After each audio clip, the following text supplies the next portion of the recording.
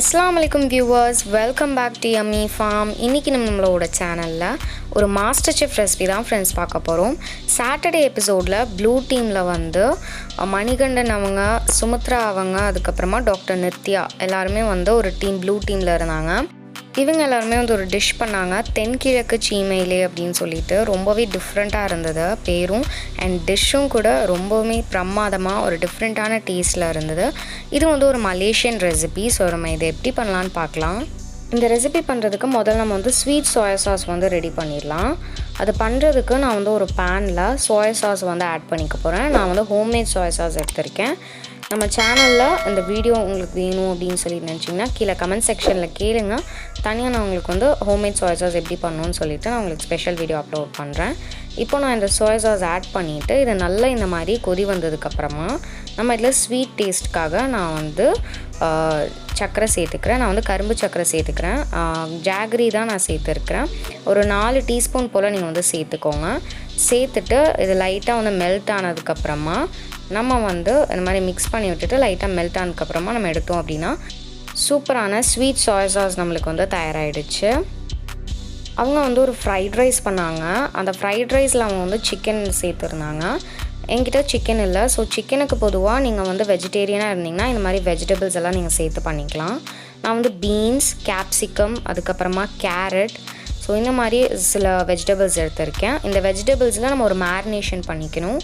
நான் இதை வந்து நம்ம பண்ணி வச்சுருந்த ஸ்வீட் சோயா சாஸ் இருந்ததுங்களா, அதிலிருந்து நான் வந்து பாதி போல் ஆட் பண்ணிக்கிறேன். ஒரு 2 டேபிள் ஸ்பூன் போல் நான் வந்து அந்த ஸ்வீட் சோயா சாஸ் ஆட் பண்ணிவிட்டு இதை நம்ம வந்து மேரினேஷனுக்காக வச்சிடலாம். நம்ம ஃப்ரைட் ரைஸ் பண்ணும்போது நம்ம இதை வந்து ஆட் பண்ணிக்கலாம்.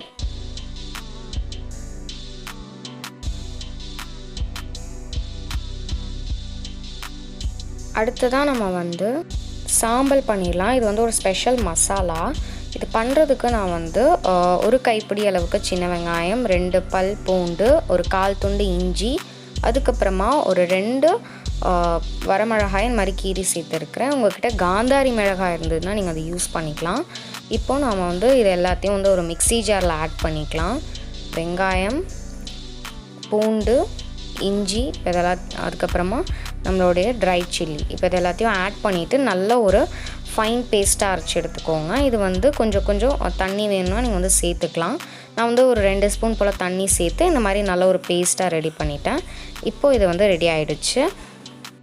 அடுத்ததாக நம்ம வந்து சோயா ஸ்டிக்ஸ் வந்து பண்ணிடலாம். அவங்க வந்து சிக்கன் யூஸ் பண்ணிவிட்டு வந்து ஒரு ஸ்டிக்ஸ் வந்து பண்ணியிருந்தாங்க. அதுவும் சூப்பராக இருந்தது. சிக்கனுக்கு பொதுவாக நீங்கள் வந்து சோயா சங்க்ஸ் வந்து யூஸ் பண்ணிக்கலாம். அப்படியெல்லாம் மஷ்ரூம் கூட நீங்கள் வந்து யூஸ் பண்ணிக்கலாம். நான் சோயா சங்க்ஸ் வந்து ஒரு 20 மினிட்ஸ் போல் நான் சுடு தண்ணியில் வந்து ஊற வச்சு நல்லா நான் வந்து பிழிஞ்சு எடுத்து வச்சுருக்கேன் ஒரு பவுலில். இப்போ நம்ம இதில் நம்ம ரெடி பண்ணி வச்சுருந்த சாம்பல் வந்து ஆட் பண்ணிடலாம். ஒரு 3 டீஸ்பூன் போல் நான் வந்து ஆட் பண்ணிக்கிறேன்.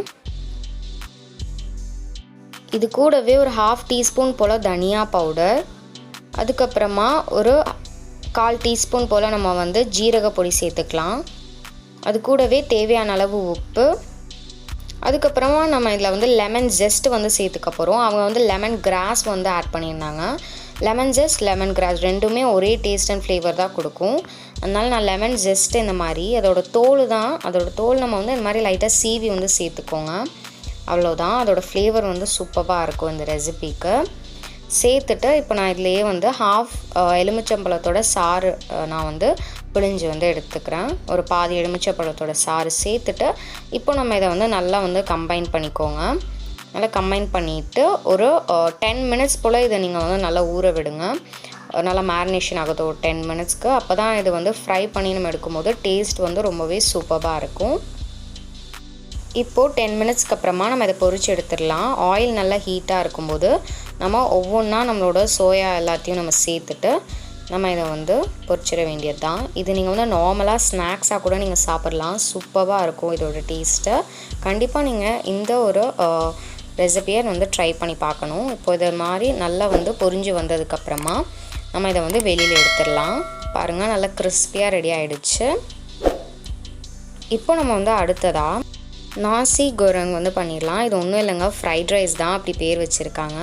இது ரொம்பவே டேஸ்டியாகவும் இருந்தது, டிஃப்ரெண்ட்டாகவும் இருந்தது இந்த ஃப்ரைட் ரைஸ். இந்த பண்ணுறதுக்கு நான் ஒரு பேனில் வந்து ஒரு 3 டீஸ்பூன் போல் ஆயில் வந்து சூடு பண்ணிக்கோங்க. ஆயில் நல்லா சூடானதுக்கப்புறமா நம்ம இதில் வந்து ஒரு பெரிய வெங்காயத்தை நல்லா குட்டி குட்டியாக கட் பண்ணி வச்சுருக்கேன். ஸோ அதையும் நம்ம இதில் சேர்த்துட்டு நல்லா வந்து வெங்காயத்தை வந்து வதங்க விட்டுடலாம். கூடவே தேவையான அளவு உப்பு சேர்த்து வெங்காயத்தை நல்லா வந்து வதங்க விட்டுருங்க. இது கூடவே ஒரு 2.5 டீஸ்பூன் அளவுக்கு நான் இஞ்சி பூண்டு விழுது சேர்த்துக்கிறேன்.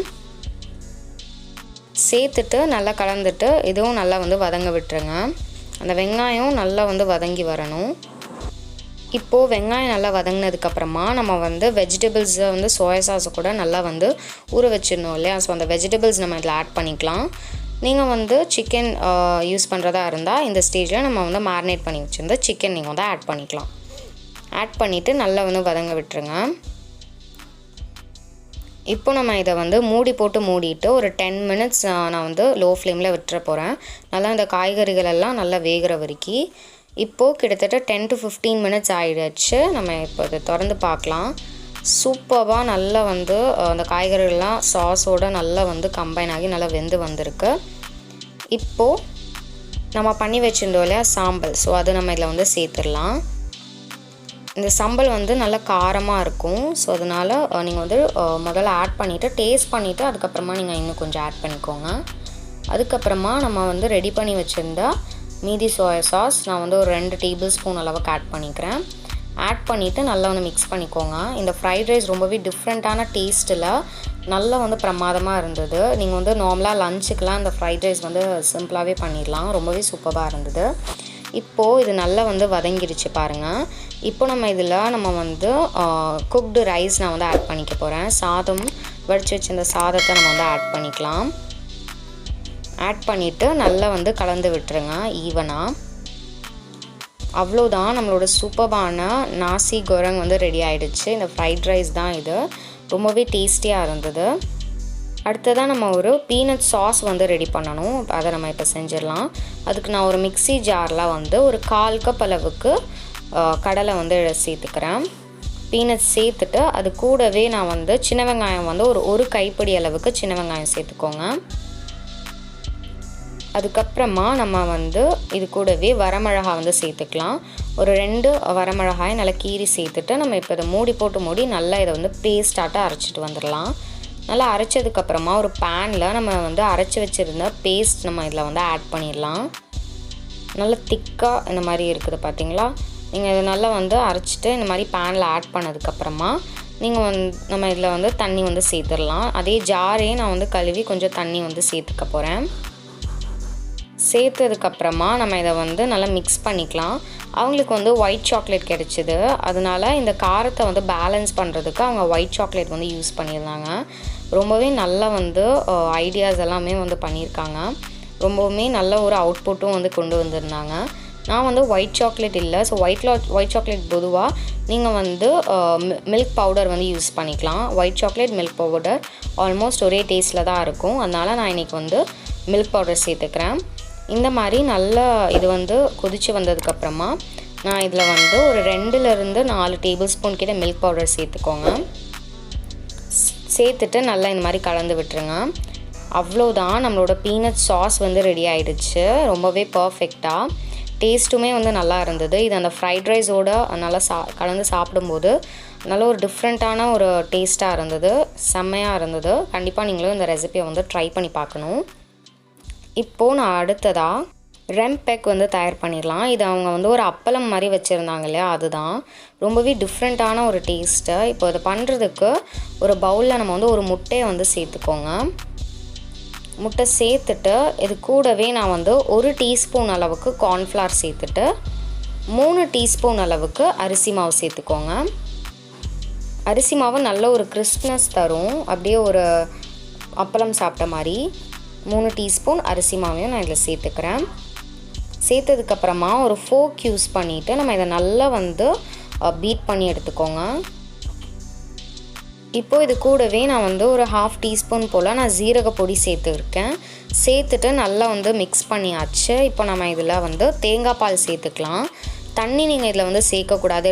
கன்சிஸ்டன்சி வர வரைக்கும் நீங்கள் வந்து தண்ணி சேர்க்காமல் தேங்காய் பால் தான் நீங்கள் யூஸ் பண்ணணும். அப்போ தான் இது ரொம்பவே பர்ஃபெக்டாக வரும். தேங்காய் பால் நான் வந்து கொஞ்சம் கொஞ்சமாக சேர்த்து இந்த மாதிரி நல்லா வந்து மிக்ஸ் பண்ணிகிட்டே இருக்கிறேன். அது வந்து நல்ல ஒரு தண்ணி கன்சிஸ்டன்சி வர வரைக்கும், நல்ல ஒரு வாட்டரி கன்சிஸ்டன்சி வர வரைக்கும் நல்லா பீட் பண்ணிவிட்டு, இப்போது இதை நம்ம வந்து பொரிச்சு எடுத்துடலாம். ஒரு கரண்டி அளவுக்கு எடுத்துகிட்டு அதில் நம்ம வந்து கடலை வந்து சேர்த்துக்கோங்க. சேர்த்துட்டு நம்மளோட எண்ணெய் வந்து நல்லா சூடானதுக்கப்புறமா எண்ணெயில் நம்ம வந்து நம்மளோட அந்த முட்டை மிக்சர் அதை நம்ம ஆட் பண்ணிவிட்டு ஹை ஃப்ளேம்லேயே இருக்கணும். அப்போ தான் வந்து எல்லா பகுதியுமே நல்லா வெந்து நல்லா கிறிஸ்பியாக வரும். நீங்கள் வந்து லோ ஃப்ளேமில் வச்சிங்கன்னா கார்னர் மட்டும் நல்லா கிறிஸ்பியாகவும், நடுவில் வந்து ஒரு மாதிரி சாஃப்டாகவும் இருக்கும், சாப்பிட்றதுக்கு நல்லா இருக்காது. அதனால் ஹை ஃப்ளேமில் ஒரு 3 நிமிஷம் போல் வச்சிட்டிங்கன்னா ஒரு சைடு நல்லா கிறிஸ்பியாக வந்துடும். அதுக்கப்புறமா நம்ம இதை இன்னொரு சைடுக்கு திருப்பிடலாம். 2 சைடு இதை வேக வைக்கணும். கிட்டத்தட்ட 5-7 நிமிஷம் போல் ஆகும். ரொம்பவே கிறிஸ்பியாகவும் சூப்பராகவும் இருக்கும் இந்த ரெசிபி. அவ்வளோதான். இப்போ இதை வந்து 2 சைடுமே வந்து பொரிச்சதுக்கப்புறமா நம்ம இதை வந்து வெளியில் எடுத்துடலாம். செம்ம டேஸ்டியாக இருந்தது இந்த காம்போ ஃப்ரைட் ரைஸோட. அவ்வளோதான். இப்போ நம்மளோட எல்லா எலிமெண்ட்ஸும் ரெடி ஆகிடுச்சு. இப்போ நம்ம பிளேட் பண்ண ஆரம்பிச்சிடலாம். முதல்ல நம்ம இந்த மாதிரி ரைஸை நம்ம வந்து ஒரு பவுலில் ஆட் பண்ணி இந்த மாதிரி நல்லா ஷேப்டாக நான் வந்து கவுத்தி எடுத்துக்க போகிறேன். அதுக்கப்புறமா நம்மளுடைய சோயா ஸ்டிக்ஸ் இருக்குது இல்லையா, சோயா சங்க்ஸ், அதை நம்ம வந்து இந்த மாதிரி குட்டி குட்டி டூத் பிக்ஸில் நீங்கள் வச்சிட்டிங்கன்னா ரொம்ப அழகாக இருக்கும். அதுக்கப்புறமா நம்மளுடைய பீனட் சாஸ், அதுக்கப்புறமா நம்ம பண்ணி வச்சுருந்த ராம்பெக். இது ரொம்பவே கிறிஸ்பியாக சூப்பராக இருந்தது. கண்டிப்பாக நீங்கள் இதை ட்ரை பண்ணணும். மேலே நான் வந்து நம்மளுடைய ஃப்ரைட் எக்கு வந்து வச்சிட போகிறேன். எக்கை இந்த மாதிரி நல்லா அழகாக இந்த மாதிரி ஃப்ரை பண்ணிவிட்டு நம்ம வந்து மேலே வச்சுட்டு சர்வ் பண்ணிட வேண்டியது தான். ரொம்பவே டிஃப்ரெண்ட்டாகவும் சூப்பராகவும் இருந்தது இந்த டிஷ். அப்படியே அந்த பிளேட் ஃபுல்லாக நம்ம வந்து சாப்பிடும்போது அப்படியே வயிறு நிரம்பின மாதிரி இருந்தது. ஒரு கம்ப்ளீட் ஃபீல் இருந்தது. கண்டிப்பாக நீங்களும் இந்த ரெசிபியை உங்கள் வீட்டில் ட்ரை பண்ணி பாருங்கள். இதே மாதிரி நிறைய மாஸ்டர் செஃப் ரெசிபீஸ் நம்ம சேனலில் வந்துகிட்டே இருக்க போகுது. அதெல்லாம் நீங்கள் மிஸ் பண்ணாமல் பார்க்கணுன்னா நம்ம சேனலை சப்ஸ்கிரைப் பண்ணிவிட்டு பக்கத்தில் இருக்க பெல் பட்டனையும் அமுத்திக்கோங்க. எல்லா புகழும் இறைவனுக்கே.